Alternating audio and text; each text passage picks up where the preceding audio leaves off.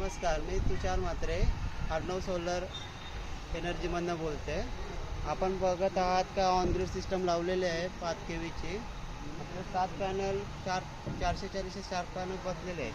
सर्व कनेक्शन वगैरे केलेले आहे आणि इकडनं वायर आता आपण घेतलेली आहे पूर्ण प्रॉपरली. पूर्ण ही वायर आहे ती आपली इन्व्हर्टरला गेलेली आहे. इन्व्हर्टरला सगळे अटॅचमेंट झालेले आहे. आणि वरती आपला आहे लाईट अरेस्टरचं पण आर्थिंग दिलेली आहे, ती पण सर्व खाली गेलेली आहे. हा आहे आपला DCDP बॉक्स. याच्यामधनं वरून सोलर वरनं जेव्हा करंट आलेला आहे तो याच्यामध्ये येतो. याच्यातनं आपलं वायर वेअरिंग करून सर्व हा सोलर इन्व्हर्टर आहे ऑन ग्रिडमधनं सर्व जे DCDP बॉक्समधनं आलेलं करंट याच्यात येणार. याच्यातनं सर्व AC करंट मिळून आपला ACDP बॉक्समध्ये जनरेशन होणार. त्याच्यातनं मग आपला सर्व कनेक्शन आपला लाईट मीटर आहे खाली जाणार. खाली आर्थिंग वगैरे सर्व आपले प्रॉपरली खाली गेलेले आहे. आता आपण बघत आता वरून जे आपण इन्व्हर्टरमधनं आलेले आहे सोलरची वायर, तो कनेक्शन आता आपण बघूया. हा आहे जनरेशन मीटर. तर आपले जे आलेले आहे वरून कारण ते MCBमध्ये येणार.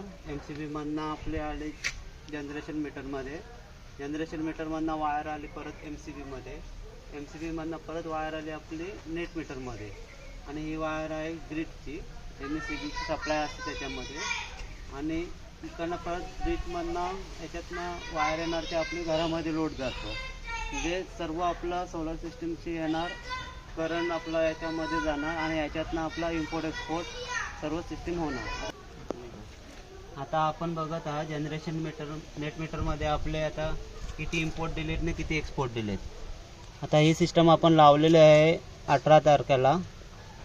आता बघू शकता याचे व्होल्टेज आहेत, ॲम्पियर आहेत, 5 ॲम्पियर दिलेले आहेत. आता तुम्ही पाहत आहात का इम्पोर्ट आपण MSCB कडनं 39.3 युनिट घेतलेले आहेत झालेलं आहे.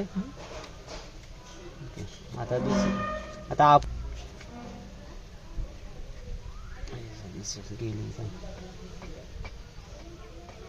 बच्चे बाहेर नको काढू असे. आपण आता MSCB कडनं आपण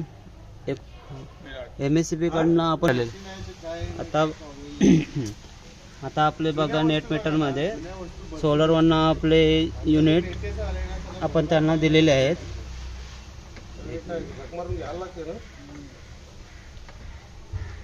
39 युनिट दिलेले आहेत आणि जनरेशन आपण 30 युनिट तयार केलेले आहेत. आता याच्यातनं इम्पोर्ट एक्सपोर्ट ते होणार.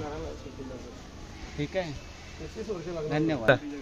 धन्यवाद. माझा व्हिडिओ आवडला असेल तर लाईक करा.